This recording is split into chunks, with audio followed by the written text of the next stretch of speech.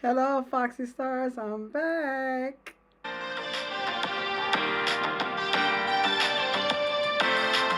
Hey, Foxy Stars. Your girl Foxy, and I'm back. And we are back with chapter 2 of Tap Into Your Power. Tap Into Your Power.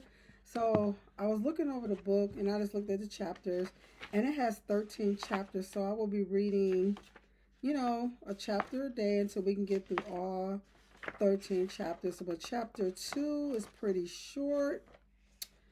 Um, Let me look and see if I can do chapters 2 and 3. Yeah, chapter 2 is pretty. It's not that long, so we just get to it. And then one day I will go live and then we will probably recap it to see what's going on, see if I've been enjoying it. So if you are new, hit that like and share and subscribe button. Turn on all your posts and notifications and join Foxy Stars. Okay, let's get into it. Chapter 2. What is manifestation? Manifesting is the act of your desires showing up in your physical reality. It is the action taken to bring the principles of the law of attraction into your life. You are connected to an infinite source of energy and wisdom. Throughout this book, I will refer to this as the universe. But feel free to use whatever word has meaning for you: God, source, higher power, etc. You are always connected to this energy.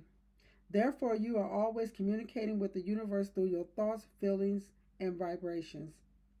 Your thoughts trigger feelings, and when you feel something deep enough and long enough, it can shift your energetic vibrations, aligning you with the vibrational frequency of your desired reality. Just as you can tune into different radio stations, you can tune into different vibrational frequencies. The more feelings you give to your thoughts and the longer you sit in those thoughts and feelings, the stronger the signal is to the universe.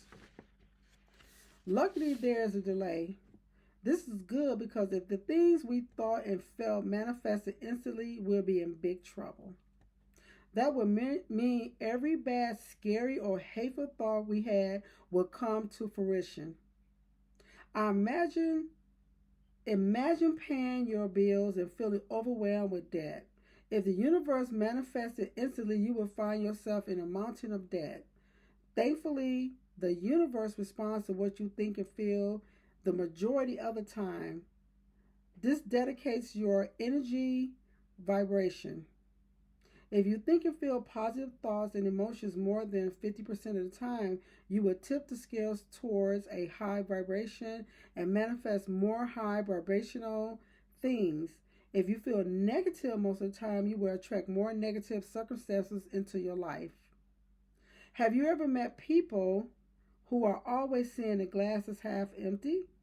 That could They could win the lottery, but instead of feeling grateful, they just complain about how much the government will take in taxes. These people are negative the majority of the time and living in a lower vibration.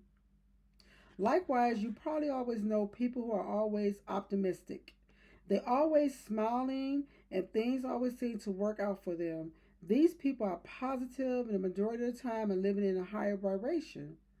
Most of us are somewhat in the middle, which is why it is so important to become aware of your thoughts, feelings, and vibrations, and continue to focus on people, places, and experiences that raise your vibration. How to manifest. Your feelings are your inner guidance system. Think of them as feedback from the universe. They are letting you know whether or not you are on the right track. When in doubt, focus on what feels good and you will shift your vibrations. These are two types of manifesting. Manifesting from the ego and manifesting from the higher self. Universe, I'm ready to see things in a new light. I trust you will guide me down the right path. And I am ready and willing to open myself to new possibilities. I cast away any doubt and surrender to you completely. Manifesting from your ego. When you are manifesting from your ego, you are manifesting what you think will make you happy.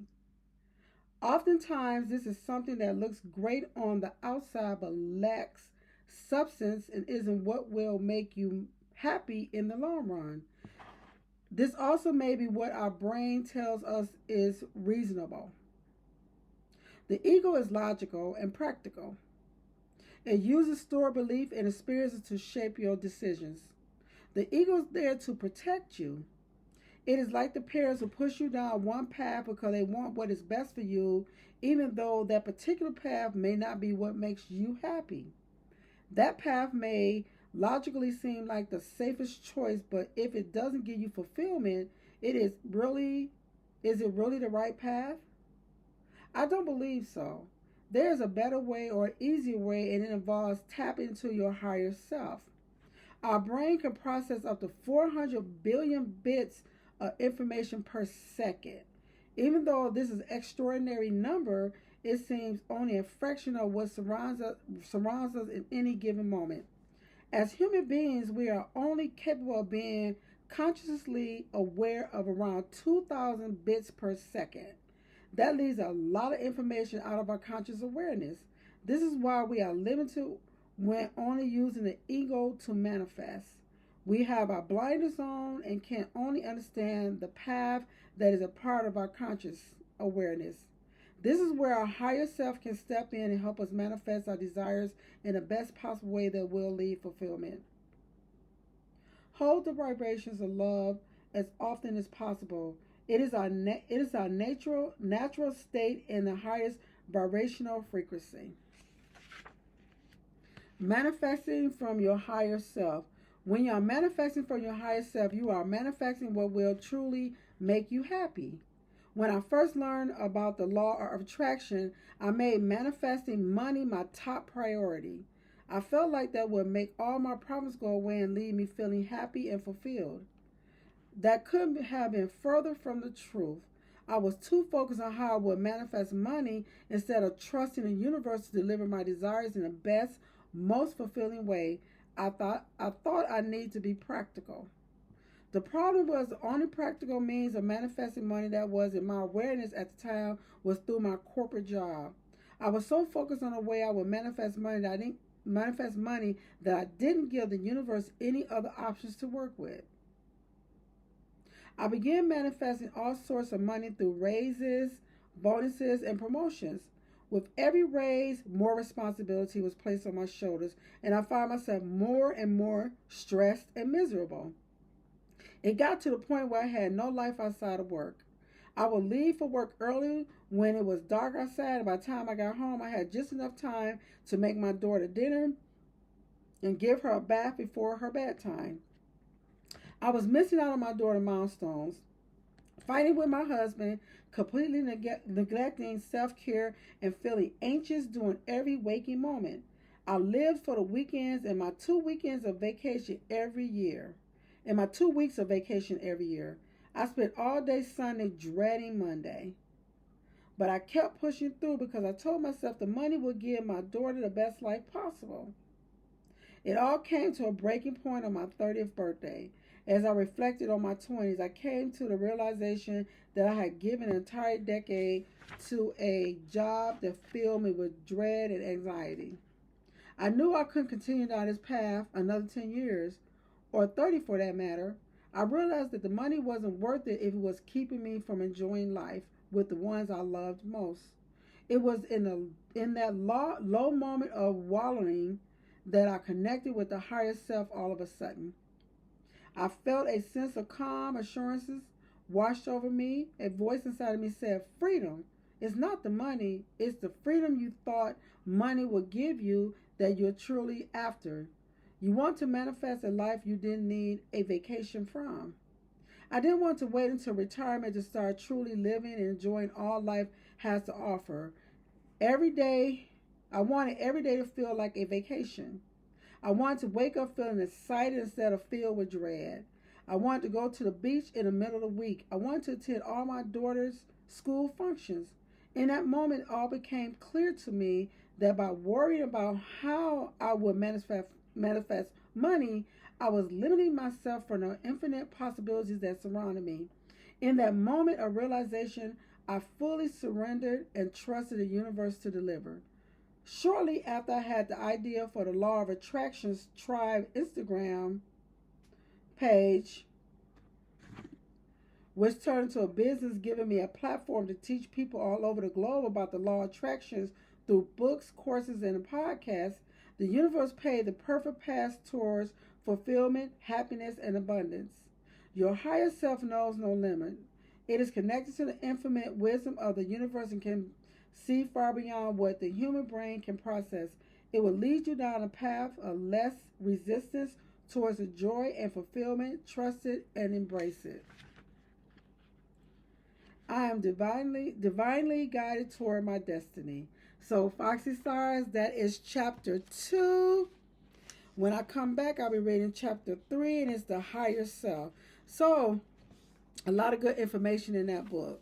A lot of good information in these chapters. And I want to take my time to read it so we can all just kind of manifest and see, if it's something that we can tap into our powers and help you. So I hope this book will help you as much as it's starting to help me, and it's open up your eyes to different things in life and the different possibilities that we have, to make sure that we think of us first and make sure that we are happy and not dreading to go to work.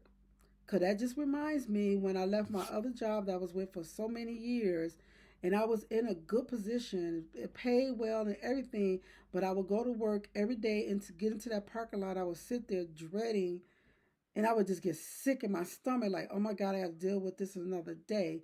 The minute I left that job, I felt like 1,000 tons of concrete bricks got off my shoulders.